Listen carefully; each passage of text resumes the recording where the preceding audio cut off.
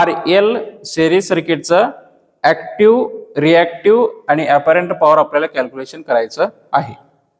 येतं लक्षात? हा, मग ऍक्टिव्ह रिॲक्टिव्ह अपॅरंट पॉवर कॅल्क्युलेशन करण्यासाठी ते सर्किट डायग्राम तुम्ही सगळ्यांनी व्यवस्थित ऑब्झर्वेशन केल्यानंतर तुम्हाला काही इन्स्ट्रुमेंट काय काय लागतं तुम्हाला दिसत असेल. बघा, सर्किट डायग्राम मध्ये पहिला काय दिलेत? 230 व्होल्ट सप्लाय तिथे दिलेत. येतं लक्षात? 230 व्होल्ट सप्लाय पहिला आपल्याला असायला पाहिजे सप्लाय. त्याच्यानंतर व्होल्टमीटर दिलेत. ओके, व्होल्टमीटर नंतर काय दिलेत? अॅमीटर दिलेत. अॅमीटर नंतर MLCV म्हणजे वॅट मीटर, वॅट मीटर दिलेत. वॅट मीटर नंतर R दिलेत म्हणजे रेझिस्टिव्ह लोड, L दिलेत म्हणजे इंडक्टिव्ह लोड. हे आपलं लागणाऱ्या सगळ्या इक्विपमेंट आहेत. बघा, त्या सर्किट डायग्राम प्रमाणे तुम्हाला माहित आहे हे आपल्या इथं सप्लाय येतोय.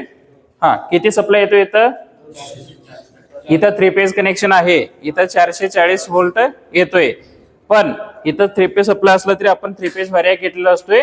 इथून आपल्याला पाहिजे तेवढं सिंगल फेजला 230 व्होल्ट आपण इथे 3 फेज व्हॅरिएक मधनं घेतोय. मेन सप्लाय आपला तिकडे आहे. ओके, हा, सध्याला सगळ्यांनी सर्किट डायग्राम बघून घ्या, मग आपण सप्लाय ऑन करूया. बघा, सर्किट डायग्राम मध्ये दाखवल्याप्रमाणे पहिला 230 व्होल्ट सप्लाय आपण दिलोय. एकदम सगळे हा, सर्किट डायग्राम मध्ये पहिला काय सांगितले? 230 व्होल्ट सप्लाय इथून आला. तिथून बघा, तिथलं एक पॉझिटिव्ह कुठे गेले? एमिटरचा पॉझिटिव्हला. सर्किट डायग्राम सगळ्यांनी बघा, काय सांगते? एमिटरचा पॉझिटिव्हला. हा, इकडे बघा सगळे, हा एमिटर, एमिटरचा पॉझिटिव्हला. नंतर एमिटरच्या निगेटिव्ह पासून वॅट मीटरच्या कुठे गेले? मेनला. कुठे गेले? मेनला. एम गेला का बघा सप्लाय? हा, एम ला गेला. हा, एम आणि सी, हा, एम पासून पुढे एल ला गेले, खाली एम पासून सी ला गेले. एम पासून एल ला जे गेलेलं आहे तिथं आपल्याला कनेक्शन करायचं नाही का? वॅट मीटर मध्ये एम आणि एल इनबिल्ट कनेक्शन असतोय. येतं लक्षात?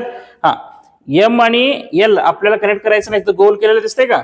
हा, एम आणि सी खालीच दिले का बघा? हा, ते एम आणि सी काय करायचं? आपण शॉर्ट करून घ्यायचं. इथं एम आणि सी बघा, हे एम आणि सी शॉर्ट केले. आता एम ला आपल्या इथं सप्लाय आलेला आहे. ओके, हा, त्याच्यानंतर कुठं जातोय? एल पासून आर चा पॉझिटिव्हला, रेझिस्टिव्ह लोडच्या पॉझिटिव्हला. हे 3 फेज रेझिस्टिव्ह लोड आहे. याच्यात आर वाय बी 3 कनेक्शन आहेत. पण आपण इथं वायच का वापरलोय? तर 3 फेज व्हॅरिएक मधून आपण वाय फेज घेतलोय. जे फेज इथं घेतलेलं असतं ते फेज तिकडे वापरायचं. ओके, वाय फेजच्या पॉझिटिव्ह. आता वाय फेजच्या निगेटिव्ह कुठं आले? एल फेजच्या पॉझिटिव्ह, इंडक्टिव्ह लोडच्या पॉझिटिव्हला. आणि इंडक्टिव्ह लोडचं निगेटिव्ह कुठे गेलंय? आपला ऑटो ट्रान्सफॉर्मरच्या निगेटिव्हला. अजून सर्किट डायग्राम मध्ये एक कन्सेप्ट राहतोय, MLCV. व्ही पासून कुठे गेले बघा? सर्किट निगेटिव्हला. बघा, इथं व्ही घेतले, व्ही पासून इथं एल चा निगेटिव्ह. इथं निगेटिव्ह दिलं तरी चालतं किंवा इथलं निगेटिव्ह दिलं तरी चालतं. ओके, इथं 300 व्होल्ट काय घेतलो आपण? वॅट मीटर मध्ये 3 व्होल्टेज आहेत. पहिला 150 व्होल्ट, दुसरा 300 व्होल्ट, तिसरा 600 व्होल्ट. आपण इथं 300च का वापरला? हा, आपण single phase RL series circuit बघतोय. सिंगल फेज मध्ये व्होल्टेज असतो 230 व्होल्ट. मग 230 व्होल्ट असल्यामुळं आपण 300 घेतोय. 300च्या बिलो 230 येतोय. जर 3 फेज असेल तर आपण किती घेतला असतं? 600 व्होल्ट. कारण 3 फेजला व्होल्टेज किती असतोय? 440. ओके, सर्किट डायग्राम सगळ्यांच्या लक्षात येतोय? हा, आता सर्किट डायग्राम झाल्यानंतर आपल्याला कॅल्क्युलेशन साठी रीडिंग काय काय घ्यायचं बघा. पहिला सप्लाय व्होल्टेज घ्यायचंय. सप्लाय व्होल्टेज 3 फेज व्हॅरिएकचा पॅरलल मध्ये जोडलेलं मल्टीमीटर मध्ये आपल्याला व्होल्टेज डायरेक्टली दिसते. अॅमीटर जोडले आपण इथं करंट मिळते. वॅट मीटर जोडले तिथं पॉवर मिळते. ओके, हा, आपण काय करूया? सप्लाय ऑन करूया. जरा इथं सप्लाय ते ऑन आहे, ते ऑन आहे. हे बघा, मेन सप्लाय तिकडे ऑन करायचं, ते ऑन आहे. सेकंड आपण ऑन करायचं. झालं ऑन? हा, पहिला रिडिंग 3 रिडिंग आपल्याला घ्यायचं आहे. जे जे मी रिडिंग सांगतो ते प्रॉपर रिडिंग तुम्ही लिहून घ्यायचं. बघा, आपण व्होल्टेज एकदम वाढवायचं का? का वाढवायचं नाही? हा, आपण कसं वाढवायचं? स्लो मध्ये वाढवायचं. बघा, पहिला रिडिंग आपण 150चं घेतोय. किती दिलं? 150. 150 बघा. पहिला रिडिंग आपण कितीचं घेतोय? 150चा. त्यावेळी आपण लोड बघा, रेझिस्टिव्ह लोड आणि इंडक्टिव्ह लोड दोन्ही लोड द्यायचा. आता सध्या लोड दिले का आपण? मग आपल्याला फक्त व्होल्टेज दिसते, करंट आणि पॉवर दिसते का? नाही दिसत. मग काय करायचं आपण? लोड वाढवायचं.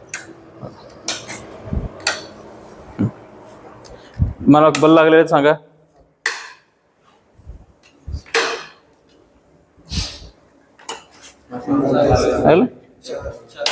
लागलीत का? हा, ओके. आता काय करूया आपण? रिडिंग घेऊया. पहिला 150 लिहून घ्या. हा, 150 व्होल्ट. कुठं? Supply voltage 150 volt. त्यावेळेचं करंट लिहून घ्या 1.5. करंट लिहून घ्या 1.5. त्यावेळेचं पॉवर लिहून घ्या 35. सेकंड रिडिंग घ्या.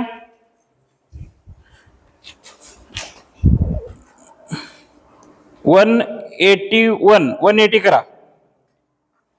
180. इथं बल्बचा काय इफेक्ट झालं? काय झालं? वाढलेत ना? हा, चला 180 ला करंट घ्या 2 एम्पियर. Current 2 ampere. पॉवर घ्या 50 वॅट. इकडे येऊन बघा तेच आहेत का? नुसतं लिहून घेऊ नका, इकडे येऊन बघायचं सगळे. नेक्स्ट बघा तिसरं रिडिंग 200. आता बल्ब मध्ये काय इफेक्ट झालं? वाढलेत का? त्यावेळेचं करंट घ्या 2.5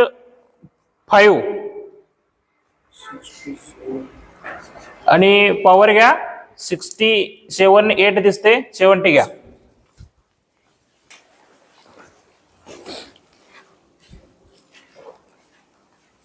तिन्ही रिडिंग झालं. आज मला रिडिंग सांगा काय काय घेतला? रिडिंग सांगा. पहिल्याला किती घेतला? 150 व्होल्ट करंट. हा, त्यावेळी पॉवर 35. सेकंड 180 आणि 2 एम्पियर आणि पॉवर 50. थर्ड 200. हा, 2.5 आणि 70. ओके. बर, आपण काय करू? सध्याला तिन्ही रिडिंग मिळाले आपल्याला. हा, रिडिंग नंतर कॅल्क्युलेशन कसं करायचं सांगतो. त्याच्या आधी आपण लोड कंटिन्यू चालू ठेवायचं नाहीये. लोड काय करायचं? आधी ऑफ करून घ्यायचं. एकदम इथं व्होल्टेज डाऊन करायचं का? मग काय करायचं? आधी लोड कमी करायचं. काय करायचं? लोड. तिकडे काय इफेक्ट व्हायला लागले?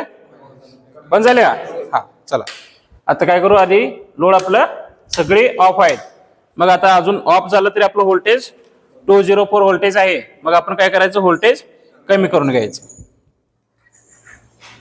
बघा झालं. मग आता काय करायचं? आपण सप्लाय ऑफ करायचं. हा, ते जा रे, ते बंद कर. घेतला. हा, सगळ्यांनी तुमचं कॅल्क्युलेशन बघा कसं करायचं सांगतो. पहिला तुम्ही किती घेतलाय? 150 व्होल्ट घेतला. हा, इथं काय सांगितलंय कॅल्क्युलेशन टेबलला? पॉवर फॅक्टर काढा म्हणले. काय काढायचंय? Power factor. cos phi. Formula काय? P cos phi is equal to P upon V into I. येतं लक्षात? P तुम्ही कुठलं P घ्यायचं? इथं 35 आपण घेतलेलं रिडिंग 35 P घ्यायचं आणि ते बंद करून टाका. P 35 घ्यायचं. Voltage 150 into 1.5. जे काय उत्तर येईल तुमचं पॉवर फॅक्टर cos फाय येते. बरोबर. cos फाय आल्यानंतर पुढचं फेज अँगल फक्त फाय काढायचं आहे. ते कसं कॅल्क्युलेशन करणार? Phi is equal to cos inverse of जे काय असेल तुमचं व्हॅल्यू घ्यायचं. कशाची व्हॅल्यू घ्यायचं? पॉवर फॅक्टरचं. बरोबर आहे. हा, मग त्यावेळी तुमचं काय मिळणार? फेज अँगल मिळणार. फेज अँगल मिळाल्यानंतर पुढे reactive power Q is equal to VI sine phi. Voltage कुठलं घ्यायचं? 150. I कुठलं घ्यायचं?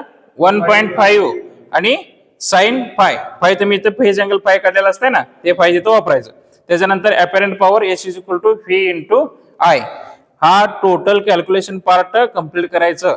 रिमार्क मध्ये तुम्हाला जे वाटलं, जर व्यवस्थित असेल तर गुड लिहा, ह्याच्यापेक्षा चांगलं असेल तर एक्सलंट लिहा, त्याच्यापेक्षा कमी असेल तर सॅटिस्फॅक्टरी लिहा.